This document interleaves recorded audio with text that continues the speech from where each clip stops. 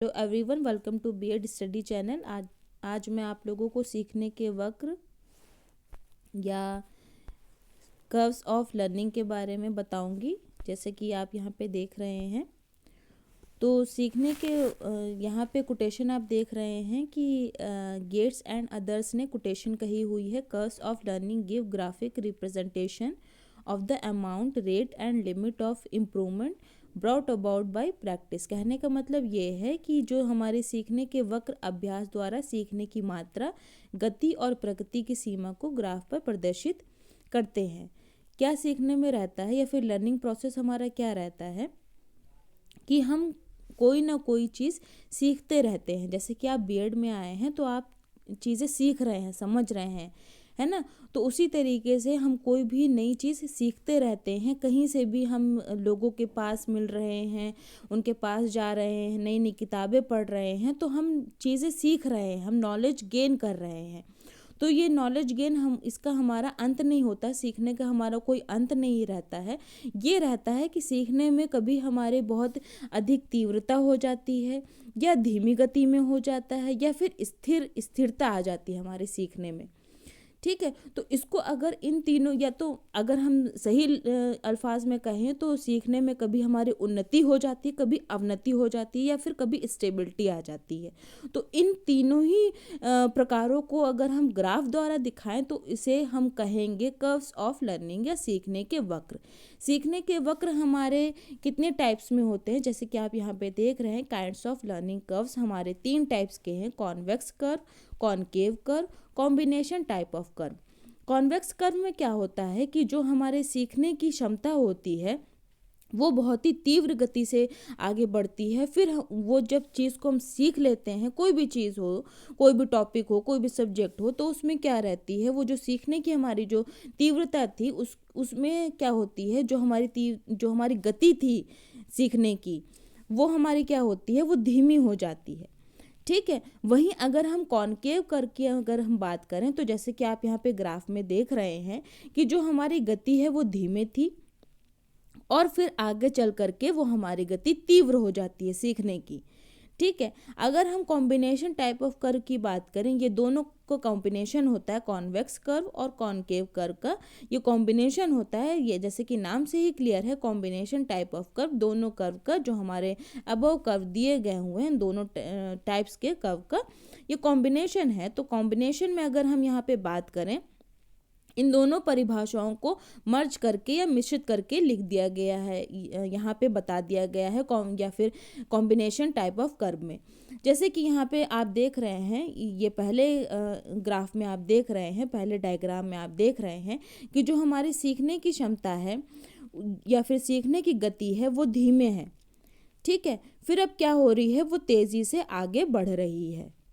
ठीक, जब हमने उस टॉपिक को या फिर उस सब्जेक्ट को सीख लिया, समझ लिया, तो वो सीखने की हमारी क्षमता या फिर गति धीमी हो जाती है। ठीक है, धीमी हो जाती है वो हमारी गति, तो इसको हम कहते हैं कॉम्बिनेशन टाइप ऑफ कर्व। और ये हमारा जो वक्र होता है ये एस प्रकार के, अंग्रेजी के एस प्रकार के शक्ल में दिखता है, या एस अक्षर में ये हमें इसका स्ट्रक्चर हमें देखने को मिलता है।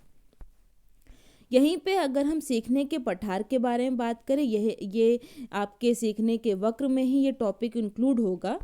तो सीखने के पठार या फिर प्लेटोज ऑफ लर्निंग की अगर हम बात करें, जैसे कि यहाँ पे रॉस ने लिखा हुआ है, plateaus are the characteristic feature of the learning process indicating a period where no improvement is made. No improvement है ना, जैसे कि आप कोई चीज़ सीख रहे हैं, कोई टॉपिक सीख रहे हैं, तो वहाँ पे क्या रहता है कि एक आप ना, आपकी गति सीखने की तीव्र हो रही है, ना आपकी गति सीखने की मंद हो रही है, ना धीमी हो रही है। वहाँ पे क्या हो जा रहा है, स्टेबिलिटी हो जा रही है।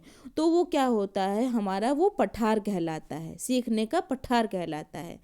ठीक है, जैसे कि अगर आप किसी भी बच्चे को कोई भी टॉपिक पढ़ा रहे हैं, कोई भी टॉपिक समझा रहे हैं, तो वहाँ पे क्या रहता है कि जो उसको पूर्व से ही ज्ञान है, अगर वो तब तक कि अब उस नए ज्ञान को नहीं सीख सकता जब तक कि वो उस पुराने ज्ञान को आत्मसात ना कर ले, है ना, पूरी अच्छी तरीके से अपने अंदर ऑब्जर्व ना कर ले, तब तक कि वो उस ज्ञान को नहीं सीख सकता है।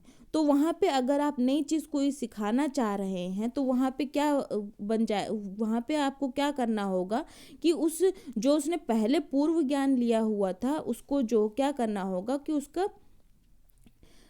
उसको एक तरीके से स्टेबल आपको करना होगा, स्टेबिलिटी उसमें होनी चाहिए, तब वो नई चीज़ें सीख पाएगा। अभी वो फिर स्टेबिलिटी मोड में आ जाएगा। ठीक है, तो यहाँ पे यही सीखने के पठार के बारे में बताया गया है। यहाँ पे पठारों के कारण के बारे में बताया गया है। पठारों के कारण क्या होते हैं? Knowledge limit, motivation limit, physiological limit. Knowledge limit में क्या रहता है कि हम जो कुछ भी सीख रहे हैं अगर उसमें अवरोध आ जाए, ठीक है, ये कोई हम टॉपिक और सीखना चाह रहे हैं, हम आर्किमिडीज फॉर एग्जांपल हम आर्किमिडीज प्रिंसिपल के बारे में और एग्जांपल जानना चाह रहे हैं और क्या क्या उन्होंने किया था आर्किमिडीज ने, तो अगर वो टॉपिक हमारे कोर्स में लिमिटेड ही है, ठीक है, तो हम उसके बारे में और नॉलेज नहीं ले पा रहे हैं और इन्फॉर्मेशन नहीं ले पा रहे हैं, तो वहाँ पे हमारा जो पठार होता है या फिर प्लेटो होता है वो स्टेबल हो जाता है कि हमने उतनी ही नॉलेज ले ली बस, ठीक है, जितने हमारे कोर्स में थी। अगर हम मोटिवेशन लिमिट की बात करें तो अगर बच्चों को आप जब तक कि मोटिवेट नहीं करेंगे, है ना, तब तक कि वो बच्चा अच्छा परफॉर्मेंस नहीं कर पाएगा। तो यहाँ पे भी ये रहता है कि बच्चे ने कोई अगर टॉपिक सीख लिया है तो उसको और मोटिवेट करिए कि आप और अच्छा कर सकते हैं, है ना, आपके और अच्छे नंबर आ सकते हैं। अब आप ये टॉपिक आपने पढ़ लिया है, इस टॉपिक से रिलेटेड आप और चीज़ें सीखिए और चीज़ें पढ़िए, है ना। तो मोटिवेशन वहाँ पे बहुत ज़रूरी होता है, तभी पठार नहीं बन पाएगा। स्टेबिलिटी का जो पठार है ना, जो प्लेटो है वो नहीं बनेगा, या हमारी जो लर्निंग है वो इंक्रीजिंग ऑर्डर में चली जाएगी, तीव्र गति से आगे बढ़ेगी। फिजियोलॉजिकल लिमिट होती है कि शारीरिक क्षमता बहुत से छात्र छात्राओं में देखा जाता है कि उनकी इतनी क्षमता नहीं होती है, इतने न्यूट्रिशन उनको नहीं मिला होता है, या फिर वो कि किसी भी ज्ञान को अर्जित कर सकें।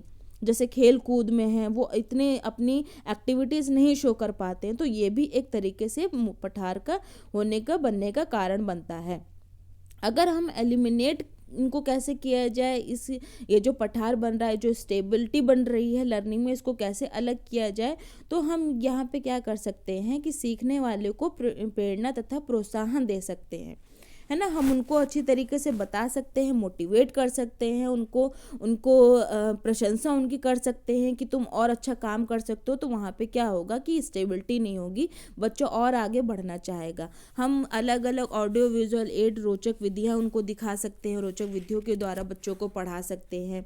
जो हम शारीरिक क्षमता और व्यक्तिगत विभिन्नताओं पर भी ध्यान हमें देना चाहिए एज अ टीचर, है ना। क्लास में एज अ टीचर ये काम ज़रूर करना चाहिए कि कौन से बच्चे खेल कूद में आगे हैं। बहुत से ये हो रहता है कि टफ सब्जेक्ट बच्चा नहीं पढ़ पा रहा है, लेकिन फिर भी ज़बरदस्ती प्रेशराइज़ किया जा रहा है, नहीं तुम ये करो, ये तुम करो, तुमको करना ही होगा। तो इस तरीके से बच्चों के साथ नहीं किया जाए, उनको प्रेशराइज़ नहीं किया जाए, तो बच्चा अच्छा परफॉर्मेंस कर सकेगा। और जो उसके में स्टेबिलिटी हो रही है कि वो ना ज्ञान सीख रहा है, ना उसकी सीखने की गति में तीव्रता हो रही है, ना मंद हो रही है, तो ये नहीं हो पाएगा, या फिर ये स्टेबिलिटी एक उसमें नहीं हो पाएगी, या तो उसकी बहुत अधिक तीव्र वो नई नई चीज़ों को सीखना चाहेगा, समझना चाहेगा, है ना।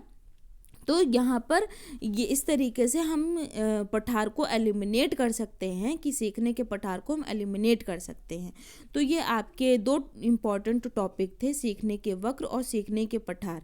इस तरीके से आपके यूपी टेट और सी टेट में क्वेश्चन भी आते हैं कि कितने टाइप्स के आपके कर्व्स होते हैं, और ये इस प्रकार का जो एक इस तरीके से भी क्वेश्चन आ सकता है कि सीखने के वक्र रेखाओं के प्रकारों में से कौन सी शक्ल का आपको दिखता है प्रकार, है ना। तो यहाँ पे एस अक्षर का आपको ये, या फिर एस शक्ल का आपको ये प्रकार यहाँ पे वक्र में दिखता है।